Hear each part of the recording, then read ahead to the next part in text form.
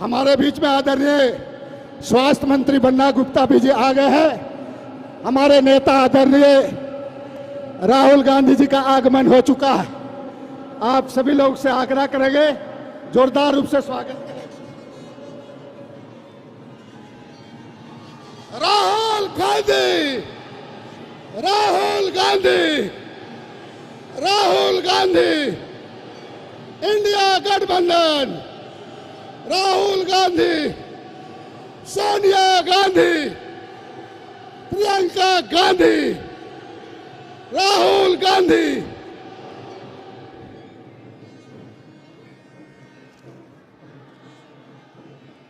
मित्रों, भगवान बिरसा मुंडा की धरती पर,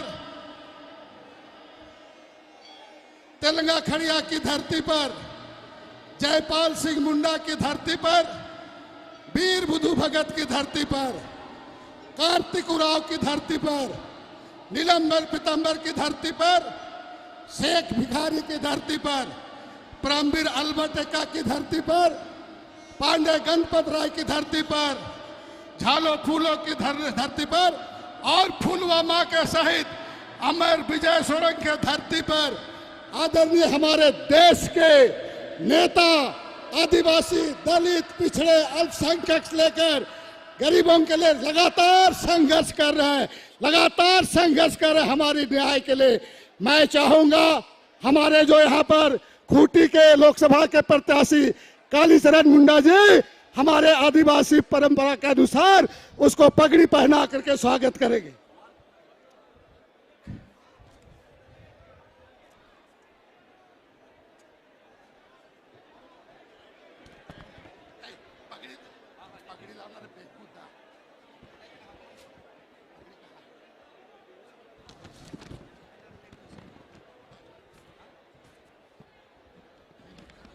अब मैं झारखंड प्रदेश कांग्रेस कमेटी के माननीय अध्यक्ष राजेश ठाकुर जी से आग्रह करता हूं कि आप आएं और आदरणीय राहुल गांधी जी का स्वागत करें और उनका अभिवादन करते हुए अपने दो शब्द कहेंगे। आदरणीय राजेश ठाकुर जी।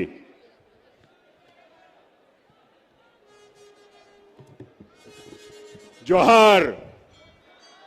आप सभी का इस विशाल जनसभा में स्वागत है। आप सबों के बीच आदरणीय राहुल गांधी जी पधार गए हैं और मैं उनका हार्दिक अभिनंदन स्वागत करता हूं। मैं अपने प्रभारी गुलाम अहमद मीर साहब का हार्दिक अभिनंदन और स्वागत करता हूं। माननीय मुख्यमंत्री आदरणीय चंपई सोरेन जी का मैं हार्दिक स्वागत करता हूं। सत्यानंद भोक्ता जो राजद के मंत्री हैं उनका हार्दिक स्वागत करता हूं। अब मैं माननीय मुख्यमंत्री चंपाई सोरेन जी को कालीचरण मुंडा जी हमारे आदिवासी का पगड़ी पहना के स्वागत करें। अब मैं आग्रह करूंगा लोहरदगा के प्रत्याशी सुखदेव भगत जी को आदिवासी मुड़मा जतरा का शक्ति स्थल, आदिवासियों का पूजा स्थल का उसका प्रतीक चिन्ह देने का काम करेंगे। सभी लोग जोर से ताली बजाइए, जोर से। माननीय राहुल गांधी ने सरना कोट का लड़ाई का बात बोला। धन्यवाद, जोर से धन्यवाद। आप हमारे बीच में आए हैं। निश्चित रूप से मैं जानता हूं आपकी भावना ये है कि हम आदरणीय राहुल गांधी जी को सुने।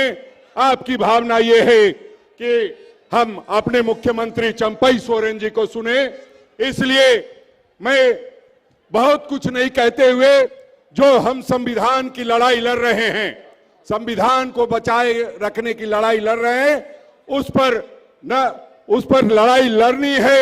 आदरणीय राहुल गांधी जी ने स्पष्ट शब्दों में कहा है, लड़ेंगे और डरेंगे नहीं। और झारखंड लड़ेगा, भारत जुड़ेगा, इंडिया जीतेगा। इस नारे के साथ आप लोग एक बार आदरणीय राहुल गांधी जी का स्वागत कीजिए। धन्यवाद। मैं अब चंपई सोरेन जी को आमंत्रित करता हूं कि वो आए और चैतू सोरेन जी मुख्यमंत्री लोगों को संबोधित करें। और रोशन जी आप प्रभारी मीर को आप साल देके प्रभारी साहब को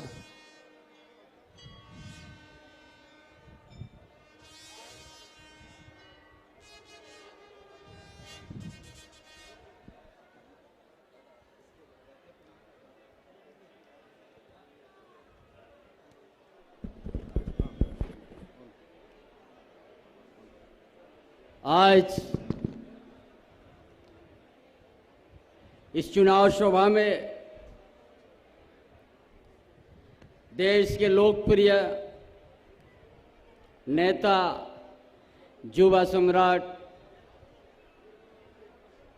भाई राहुल गांधी जी मंच में, गठबंधन के मंत्री साथी रामेश्वर उरांव जी, बन्ना गुप्ता जी, स्वतंत्र भक्ता जी और मंच में सभी हमारे अतिथिगण, दूर दराज से आए हुए सभी इस चुनाव सभा में झारखंड के सपूतों, भाइयों, बहनों, पत्रकार साथी, सबको हमारे से सबसे पहले आप सबों को जोहार। आज ये चुनाव ये देश के लिए एक निर्णायक चुनाव है, क्योंकि हम सब इंडिया गठबंधन के हैं और देश में जो तानाशाही है, जो लोकतंत्र पर खतरा है, संविधान को बचाना है, ये लड़ाई 2024 में हम लोग को एक निर्णय लेना है। इसलिए जो आज जब से इस देश में भारतीय जनता पार्टी 2014 में जब अपना सत्ता हासिल किया केंद्र में, उस दिन से पूरा देश में एक अलग ही माहौल लाया और झूठ का खेती करा। सबसे ज्यादा जुमलाबाजी वो लोग बात किया है। कभी भारतवासी के हित में, न प्रदेशवासी का हित में, कभी भारतीय जनता पार्टी ने ये एक भी शब्द नहीं रखा है। ये झारखंड प्रदेश है, यहाँ का अलग ही इतिहास है, अलग ही भौगोलिक स्थिति है। जिस धरती में खनिज संपत्ति भरा हुआ प्रदेश है, लेकिन आज झारखंड प्रदेश, झारखंड अलग राज्य होके 24 साल हुआ है और उन लोग सबसे ज्यादा झारखंड में सत्ता में काबिज रहा है। लेकिन झारखंड को गलत दिशा ले जाना, झारखंड को विकास का सूची से नीचे लाना, ये भारतीय जनता पार्टी का देन है। झारखंड में कभी भी हो बेरोजगार की बात नहीं किया। झारखंड में कभी भी ये यहाँ का आदिवासी मूलवासी को बढ़ाने की बात नहीं किया, सिर्फ जुमलाबाजी किया। पूरा देश में उसी में जुमलाबाजी में ठग करके 10 साल तक राज किया है। इसलिए आज इस समय है, 5 साल में एक बार मिलता है ये समय हम लोग को सही है। इस समय में उनको हम लोग वोट दे के छोड़ देना है, एक वोट से उसको छोड़ देना है, ताकि हम लोग सत्ता से बेदखल कर देंगे उनको। इसके लिए आप लोग को वोट करना है। ये कभी भी नहीं चाहा झारखंड का हित में, न कभी यहाँ का किसानों का हित में या देश के हित में। सिर्फ कुछ पूंजीवादी है, मुट्ठी भर पूंजीवादी है, ये 2 दर्जन भी नहीं होगा। उनका लिए ये भारतीय जनता पार्टी ने आज सत्ता में काबिज है। और यहाँ का इतिहास, यहाँ का परंपरा से उसका कोई मतलब नहीं है। इसलिए बड़ा आज इसी धरती में आया था देश का प्रधानमंत्री। ये कभी नहीं सोचा आज से आदिवासी का अस्मिता को हमको बचाना है। ये कभी नहीं सोचा आदिवासी का परंपरा को बचाना है। कभी नहीं सोचा आदिवासी को हम अच्छा पढ़ाई का सुविधा देंगे। ये कभी ये सोचा नहीं है। ये झूठ बोल के यहाँ सब जुमलाबाज बोल के आज यहाँ से चल गया है। इसीलिए आज हम बताने आया है, आप लोग को हम बताएंगे। आपकी सरकार, आज सरकार गठबंधन की सरकार है। ये क्या किया है? आदिवासी का परंपरा का बचाने के लिए, आदिवासी का अस्मिता बचाने के लिए अपना झारखंड विधानसभा से पास करके सारनाथ धर्म कोड ने पास करके राजभवन को भेज दिया और वो आगे नहीं बढ़ा। ये भारतीय जनता पार्टी के इशारे पर वो जहां की तहां रोक गया है। उसी तरह हम लोग पिछड़ा वर्ग के लिए, पिछड़ा जाति के लिए 14% आरक्षण से हम लोग 27% हम लोग झारखंड में विधानसभा पास करके हम लोग भेज दिया राजभवन। राजभवन में जहां की तहां पड़ गया है। ये लोग उसका इशारा है, राजभवन से आगे नहीं बढ़ने दिया है। इसलिए आज समझ लीजिए ये आदिवासी का भी विरोधी है और मूलवासी का भी विरोधी है, यहाँ पिछड़ा वर्ग का भी विरोधी है, दलित का भी विरोधी है, गरीब गुरबा का भी विरोधी है। इसलिए आज सबों ने आज ये चुनाव में हम लोग अपना झारखंड का अस्तित्व को बचाना है और आपका राज्य सरकार ये एक से एक यहाँ हर तरह की काम राज्य सरकार करने गया है। यही जयपाल सिंह का धरती है, जयपाल सिंह मुंडा का धरती है। उनका नाम पर हम लोग यहाँ का आदिवासी विद्यार्थी, यहाँ का मूलवासी विद्यार्थी, यहाँ अल्पसंख्यक विद्यार्थी फ्री हम लोग विदेश हम लोग भेज दिया है जयपाल सिंह मुंडा पारदी से छात्रवृत्ति का नाम से। ये कौन किया है ये काम? आपकी सरकार, आपकी गठबंधन के सरकार, ये जयपाल सिंह मुंडा का नाम पर हम लोग विदेश पढ़ने भेज दिया और उसका साथ साथ यहाँ का बेटा, यहाँ का बेटी, यहाँ का मजदूर का बेटा बेटे, यहाँ का दलित का बेटा बेटे को अच्छा शिक्षा प्राप्त करने के लिए हम लोग छात्रवृत्ति को भी 1 गुना नहीं 2 गुना नहीं 3 गुना तक हम लोग बढ़ा दिया है। तो झारखंड का आदिवासी बेटा बेटी, झारखंड के मूलवासी का बेटा बेटी अच्छा पढ़ लिख ले और झारखंड को एक दिन संवारेगा। ये Bharatiya Janata party double engine का सरकार था, वो प्राइमरी स्कूल को बंद कर दिया था ताकि यहाँ का आदिवासी, यहाँ का दलित का बेटा बेटी, यहाँ का मूलवासी का बेटा बेटी गांव में जो रहता है ताकि उसको शिक्षा प्राप्त नहीं हो। ये लोग का मंशा कभी हम लोग का हित में नहीं है। कभी आदिवासी को ये लोग वनवासी कहता है, कभी झारखंड को ये लोग वनांचल कहता है, यहाँ का इतिहास को ये लोग मिटाना चाहता है।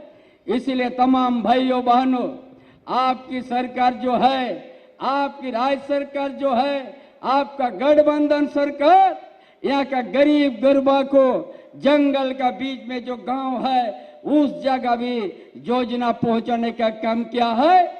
और जितना ही 50 साल से उम्र है सबको हम लोग पेंशन देने का काम किया है ताकि झारखंड स्थिति में बड़ा स्थिति दुर्बल है। इसलिए गांव का परिवार को उनका ताकि बूढ़ा माँ बाप को हम लोग सहारा देने का काम किया है पेंशन देके।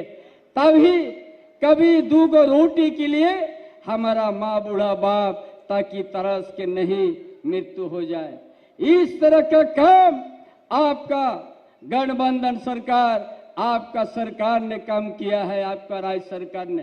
ये कभी नहीं चाहा ये झारखंड को आगे बढ़ने के लिए। उनका सोच है कि झारखंड बड़ा खनिज संपदा का प्रदेश है ताकि उस खनिज संपदा में हम व्यापार कर सके। झारखंडियों का हित का नहीं और वैसा बिल लाने जा रहा है, यहाँ का इतिहास भूगोल को मिटा देगा, आजीवन के लिए कोई पूंजीपति को दे देगा लीज, ताकि एक दिन राज्य सरकार का भी अधिकार नहीं रहेगा और वहाँ का खतियानधारी का भी अधिकार नहीं रहेगा।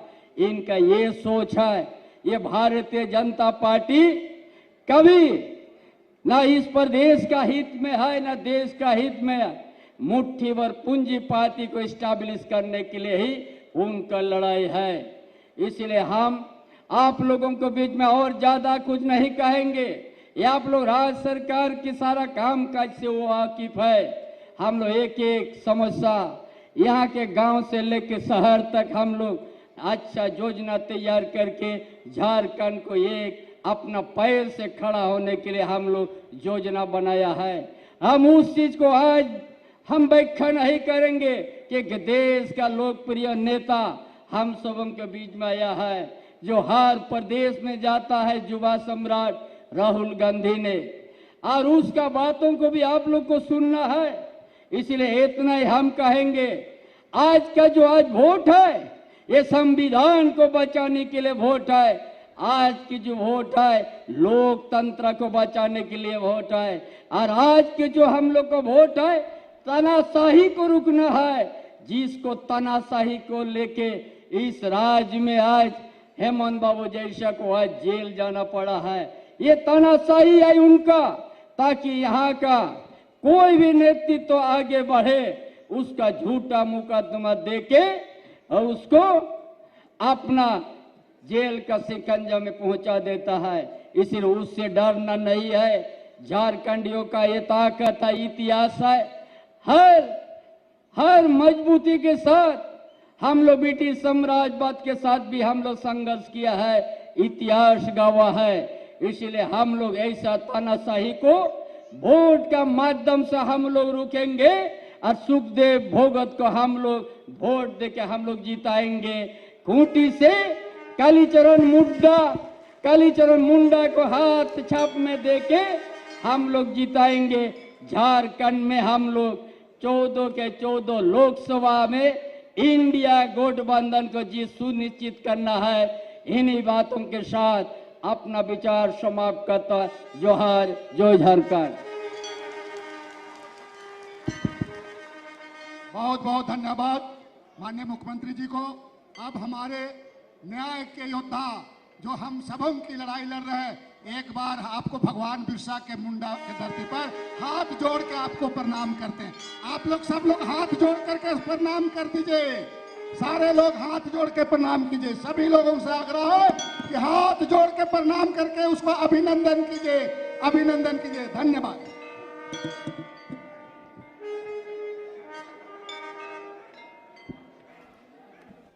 चंपा सोरेन जी,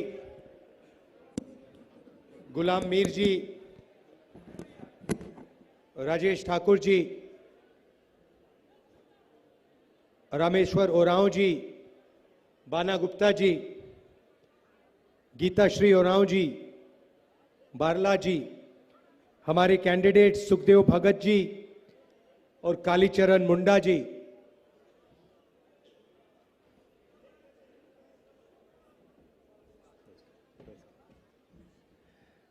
सुखदेव भगत जी और मुंडा जी हमारे कैंडिडेट्स,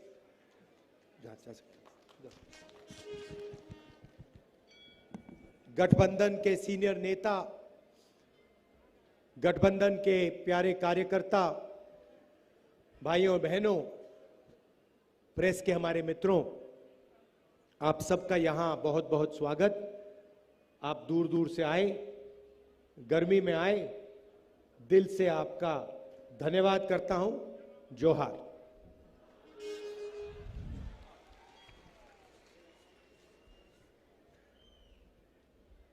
ये चुनाव जो है, ये पहला चुनाव है जहां इंडिया गठबंधन संविधान की रक्षा कर रहा है, इस किताब की रक्षा कर रहा है, और बीजेपी संविधान पर आक्रमण कर रहे हैं।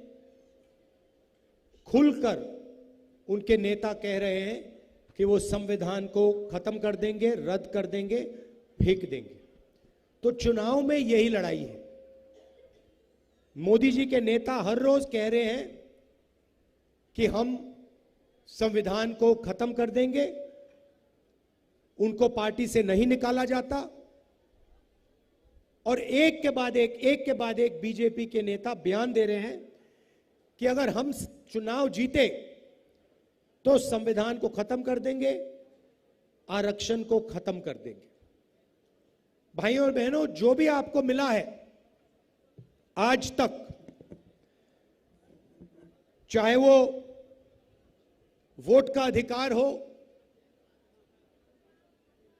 जमीन, जल जंगल, आरक्षण, रोजगार, शिक्षा, जो भी आपको मिला है वो आपको संविधान ने दिया है।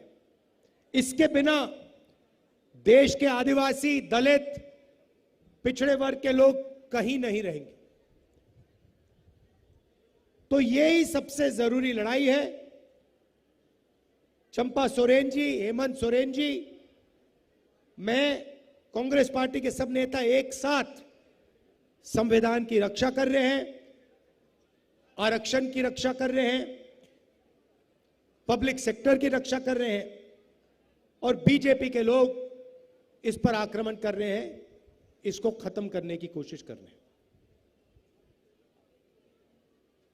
तो हम सबको मिलकर संविधान की रक्षा करनी है। पहली बात यह है,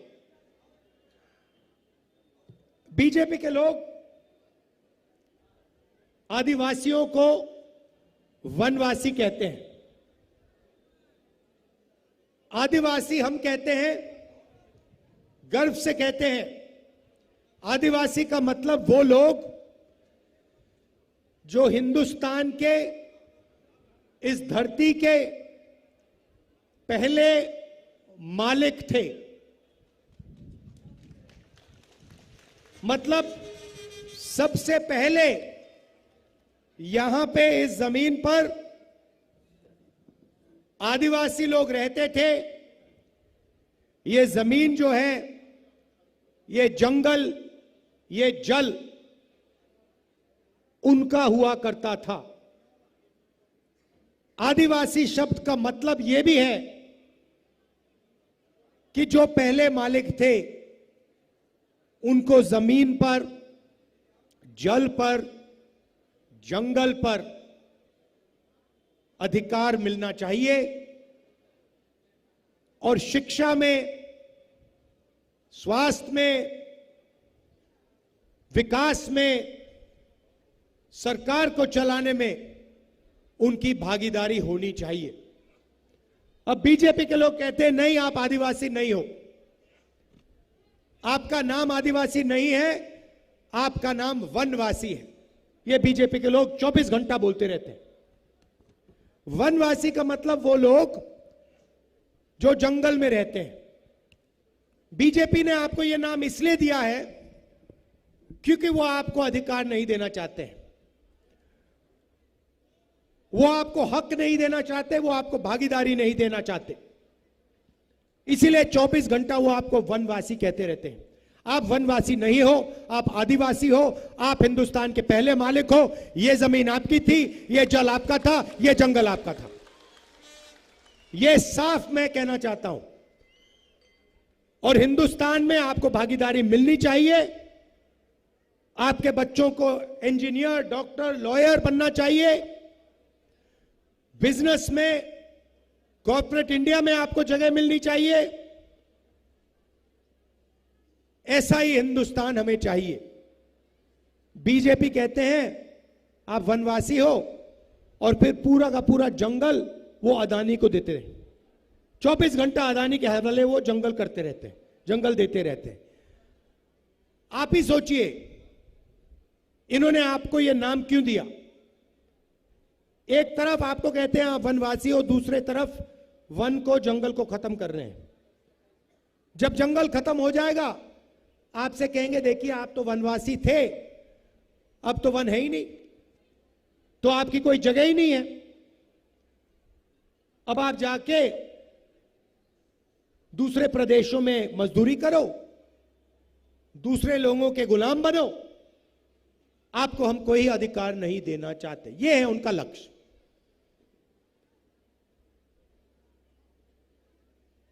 और आपका इतिहास है, आपकी भाषाएं हैं, आपकी हिस्ट्री है, उसको वो कुचलना चाहते हैं, खत्म करना चाहते हैं। हम आपकी भाषाओं को, आपकी हिस्ट्री को, आपके इतिहास को, इन सब चीजों की हम रक्षा करना चाहते हैं, इनको आगे बढ़ाना चाहते हैं। यह फर्क है हम दोनों में।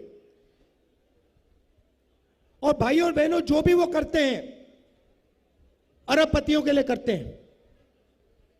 उनके 22-25 मित्र हैं, अदानी अंबानी जैसे, उन्हीं के लिए पूरा का पूरा काम होता है। जमीन उनकी, जंगल उनका, मीडिया उनका, इंफ्रास्ट्रक्चर उनका, सड़कें उनकी, पुल उनके, पेट्रोल उनका, सारा का सारा उनका। पहले पब्लिक सेक्टर हुआ करता था, उसमें आदिवासियों को, दलितों को, पिछड़ों को जगह मिलती थी, रिजर्वेशन था उसमें, उसको सारे के सारे को प्राइवेटाइज कर रहे हैं और खुलकर कह रहे हैं कि हम रेलवे को भी प्राइवेटाइज कर देंगे। ये आपकी पूंजी है, ये पब्लिक सेक्टर आपकी पूंजी है, रेलवे आपकी पूंजी है, ये सड़कें, ये पुल ये आपके हैं, ये अदानी के नहीं है। और पूरा का पूरा वो उनको देते रहते 24 घंटा। आप ही मुझे बताइए, ये मीडिया के लोग खड़े हैं, ये कभी आदिवासियों की बात करते हैं? कभी करते हैं? कभी नहीं करेंगे। ये आपके हैं ही नहीं, ये अरबपतियों के हैं, ये उनका काम करते हैं। ये अंबानी जी की शादी दिखा देंगे आपको 24 घंटा, मगर आदिवासी मर जाए, दब जाए, कुचल जाए, हाथ जोड़े, कभी नहीं दिखेगा मीडिया पे आपको। क्यों? मीडिया में आपका कोई है ही नहीं। पत्रकारों को देखिए, मुझे एक बता दो नाम, एक नाम, नेशनल लेवल आदिवासी पत्रकार का नाम मुझे अभी बता दो। एक एंकर का नाम बता दो जो इनके स्टूडियो में बैठ के आपकी बात करता है। एक नहीं है। हिंदुस्तान की 200 सबसे बड़ी कंपनियों की लिस्ट निकालो, उनके मालिकों की लिस्ट निकालो, उसमें आपका कोई आदमी नहीं है, एक आदिवासी नहीं मिलेगा। पब्लिक सेक्टर में थे, उसको खत्म कर दिया। तो इन्होंने 22 लोगों के लिए काम किया है, 22 अरबपति बनाए। अब हमने डिसाइड कर लिया, निर्णय ले लिया है, अगर ये 22 अरबपति बनाएंगे, हम करोड़ों लाखपति बनाने जा रहे हैं। और देखना नरेंद्र मोदी ने 22 लोगों का 16 लाख करोड़ रुपया कर्जा माफ किया है। मतलब 22 लोगों को उन्होंने 24 साल का मनरेगा का पैसा पकड़ा दिया। मीडिया ने एक शब्द नहीं बोला, एक शब्द नहीं बोला। और जैसे ही आप देखना, जैसे ही इंडिया की गठबंधन की सरकार गरीबों को पैसा देगी, मीडिया कहेगी देखो देखो गरीबों की आदत बिगाड़ रहे हैं। अरबपतियों को पैसा मिलता है, उनकी आदत नहीं बिगड़ती। किसान को पैसा मिलता है तो आदत बिगड़ती है, मजदूर को पैसा मिलता है तो आदत बिगड़ती है। पहले ये कहते थे मनरेगा, देखो मनरेगा कितनी खराब योजना है, इसमें मजदूरों की आदत बिगाड़ रहे हैं। वो मजदूरी कर रहा है, उसको पैसा मिल रहा है मजदूरी के लिए, और ये कह रहे हैं नहीं, गरीबों को पैसा नहीं मिलना चाहिए। तो ये उनके हैं, आपके नहीं है। ये 24 घंटा मोदी की फोटो दिखाएंगे आपको। ये देखो, ये 24 घंटा नरेंद्र मोदी की फोटो दिखाएंगे। आप ही अपने आप से पूछो, नरेंद्र मोदी जी की फोटो दिख रही है, मीडिया पे 24 घंटा आ रहे हैं, मगर आदिवासी की कोई आवाज नहीं, पिछड़ों की कोई आवाज नहीं, दलितों की कोई आवाज नहीं, किसानों की कोई आवाज नहीं, मजदूरों की कोई आवाज नहीं। ये हो क्या रहा है? मीडिया में अदानी जी दिखते हैं, अंबानी जी दिखते हैं, मोदी दिखते हैं, गरीब कोई नहीं दिखता। नरेंद्र मोदी जी ने राम मंदिर का उद्घाटन किया, नरेंद्र मोदी जी ने नए पार्लियामेंट बिल्डिंग का उद्घाटन किया, धूमधाम से किया, सारे के सारे मीडिया दिखा रहे थे। नई पार्लियामेंट बिल्डिंग, चमकती हुई पार्लियामेंट बिल्डिंग। राष्ट्रपति आदिवासी है। आपने हिंदुस्तान की राष्ट्रपति को पार्लियामेंट हाउस में देखा? नहीं देखा।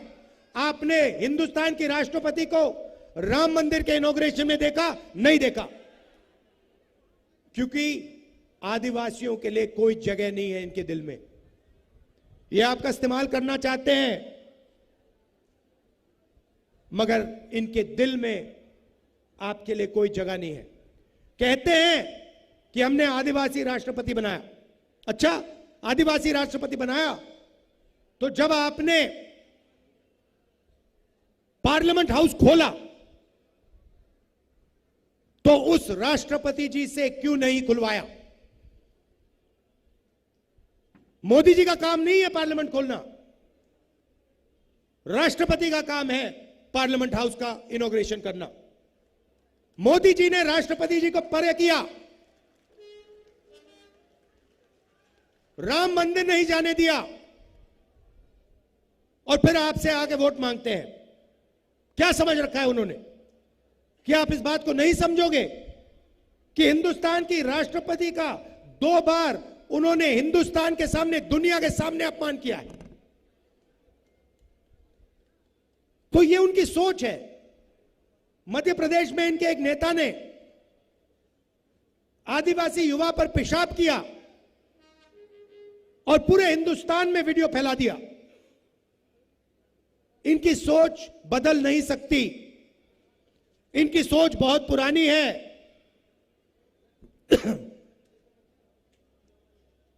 तो अब हम करोड़ों लाखपति बनाने जा रहे हैं। आज मैं आपको बताने आया हूं हम कैसे करेंगे। जैसे हमारी सरकार आएगी, हिंदुस्तान के सारे गरीब परिवारों की लिस्ट बनेगी।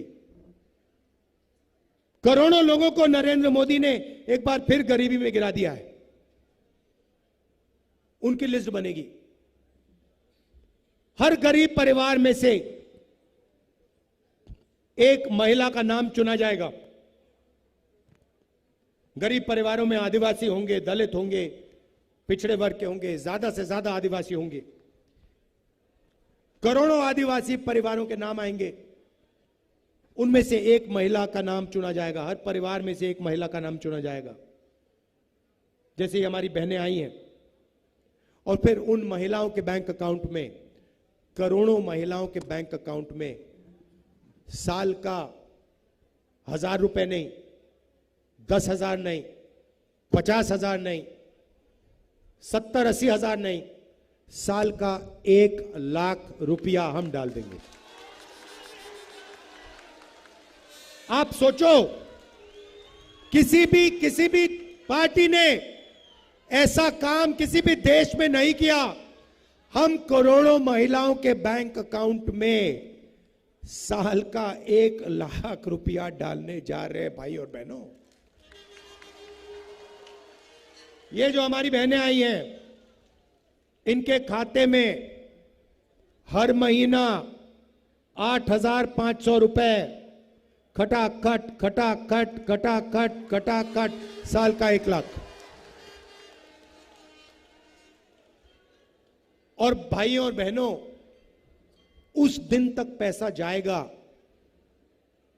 जब तक ये परिवार गरीबी रेखा से नीचे रहेंगे। जिस दिन गरीबी रेखा से ऊपर आ गए, तब बैंक अकाउंट में पैसा आना बंद होगा। उस दिन तक चाहे 1 साल लगे, 2 लगे, 3 लगे, 5 लगे, 7 लगे, उस दिन तक हर महीने खटाखट 8,500 रुपए, खटाखट खटाखट खटाखट, साल के 1 लाख रुपए। 1 लाख मतलब करोड़ों महिलाओं को लाखपति बना रहे हैं हम। अगर वो अरबपतियों को करोड़ों रुपए दे सकते हैं, हम करोड़ों महिलाओं को लाखों रुपए दे सकते हैं। वाह!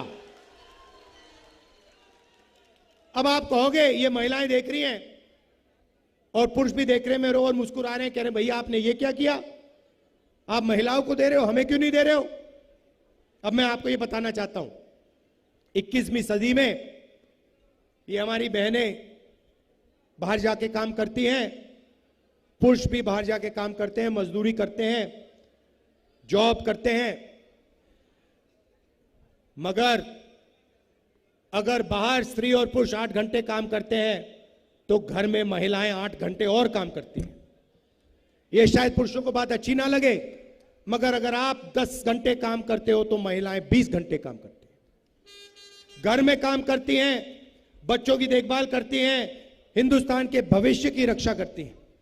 इसीलिए उन 8 घंटों के लिए जो वो घर में काम करती हैं, हमारी सरकार उनके बैंक अकाउंट में 1 लाख रुपए डालने जा रही है। और मैं जानता हूं हिंदुस्तान के पुरुष बड़े होशियार हैं। ये पैसा अंत में आपके ही खाते में आएगा, आपके ही बैंक अकाउंट में जाएगा। आप दबाव डालोगे महिलाओं पे, बहनों पे, माताओं पे, मगर पैसा हम उनके बैंक अकाउंट में डालेंगे।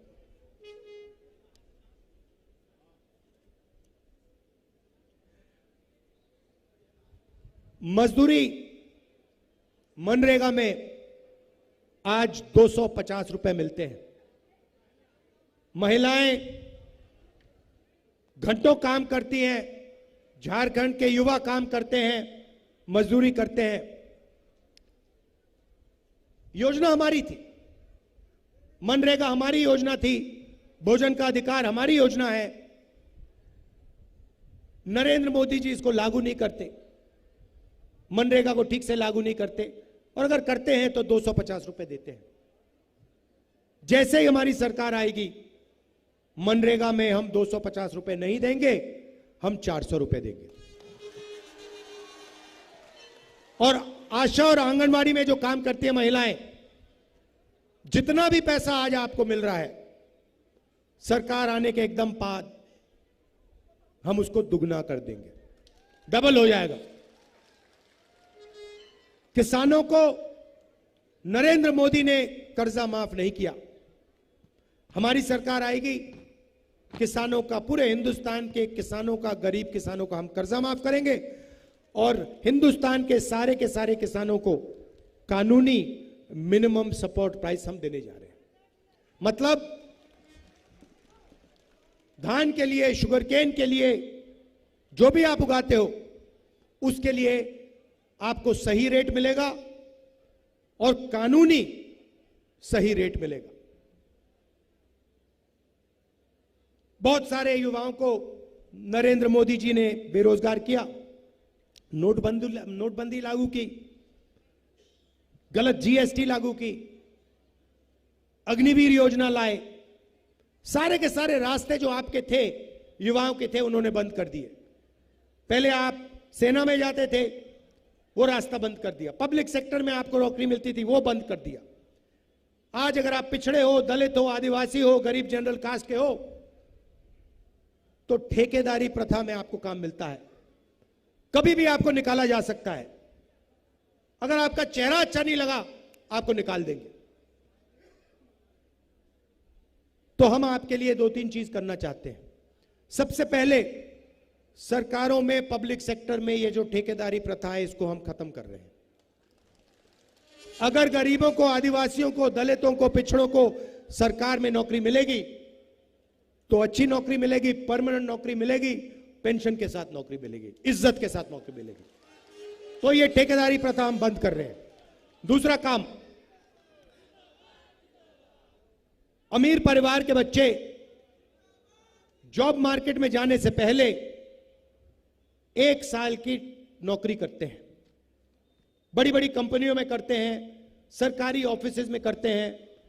1 साल की उनकी नौकरी होती है, ट्रेनिंग मिलती है, बैंक अकाउंट में पैसा मिलता है, और फिर 1 साल के बाद अगर वो अच्छा काम करते हैं, उनकी नौकरी वो परमानेंट कर देते हैं। ये मौका हिंदुस्तान के बेरोजगार युवाओं को नहीं मिलता, हिंदुस्तान के ग्रेजुएट्स को नहीं मिलता। इसीलिए हम एक नया कानून लाएंगे, पहली नौकरी पक्की। चाहे आप आदिवासी हो, दलित हो, गरीब, जनरल कास्ट, माइनॉरिटी, जो भी हो, कोई भी भाषा बोलो, अगर आप ग्रेजुएट हो, कॉलेज यूनिवर्सिटी के ग्रेजुएट हो, डिप्लोमा होल्डर हो, तो आपको हम एक पहली नौकरी का अधिकार देने जा रहे हैं। आप सरकार से नौकरी मांग सकोगे। हाथ उठा के आप कहोगे, देखो मुझे इंडिया गठबंधन ने अधिकार दिया है, 1 साल की नौकरी का अधिकार दिया है, सरकार को देने ही पड़ेगी। कहां मिलेगी? प्राइवेट सेक्टर, हिंदुस्तान की सबसे बेहतर कंपनियों में, पब्लिक सेक्टर, HAL, BHEL ऐसी कंपनियों में, सरकारी ऑफिसेज में, सरकारी अस्पतालों में, सरकारी कॉलेजेस यूनिवर्सिटीज में 1 साल की नौकरी होगी, बेहतरीन ट्रेनिंग मिलेगी, काम करना सीखोगे और बैंक अकाउंट में साल के 1 लाख रुपए मिलेंगे। एक झटके से करोड़ों बेरोजगारों के बैंक अकाउंट में हम 1 लाख रुपए साल के डालेंगे। 8,500 रुपए महीने के खटाखट खटाखट खटाखट, जैसे इन महिलाओं का होगा वैसे युवाओं का होगा। और 1 साल के बाद अगर आपने अच्छा काम किया, आपकी नौकरी परमानेंट हो जाएगी। करोड़ों युवाओं को बैंक में पैसा मिलेगा, ट्रेनिंग मिलेगी, हिंदुस्तान को दुनिया की सबसे बेहतरीन ट्रेंड वर्कफोर्स मिलेगी। और ये जो दीवार नरेंद्र मोदी ने बना रखी है हिंदुस्तान के युवाओं के सामने, जो लगा रखी है, इस दीवार को हम तोड़ देंगे, आपको रोजगार मिलना शुरू हो जाएगा।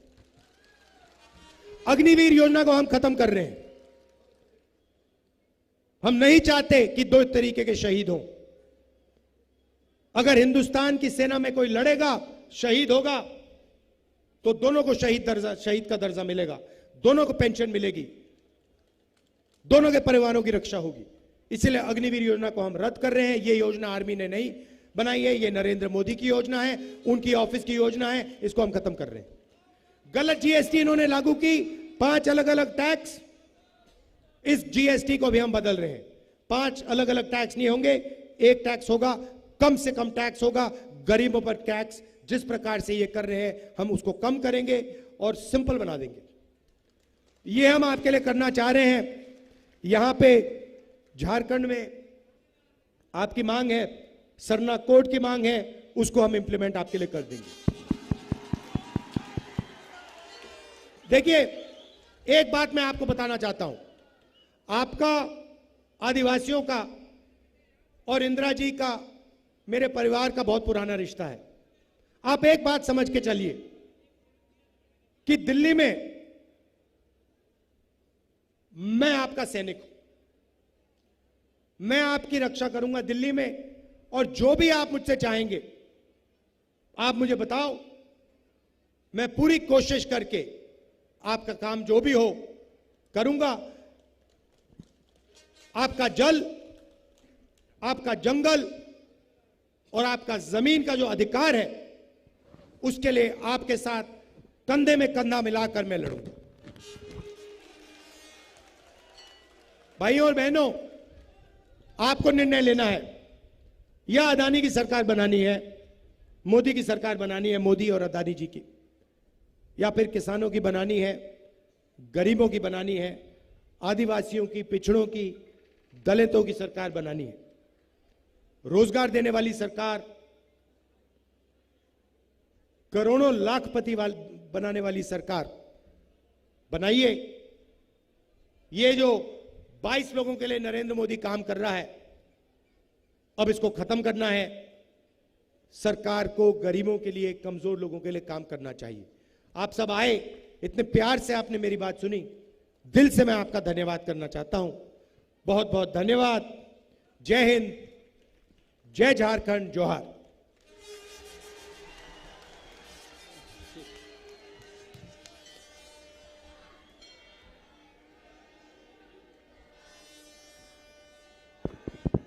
राहुल गांधी, राहुल गांधी जिंदाबाद, राहुल गांधी जिंदाबाद, इंडिया गठबंधन जिंदाबाद, चंपाई सोरेन जिंदाबाद, माननीय मुख्यमंत्री चंपाई सोरेन जिंदाबाद, राहुल गांधी जिंदाबाद, इंडिया गठबंधन जिंदाबाद, राहुल गांधी जिंदाबाद।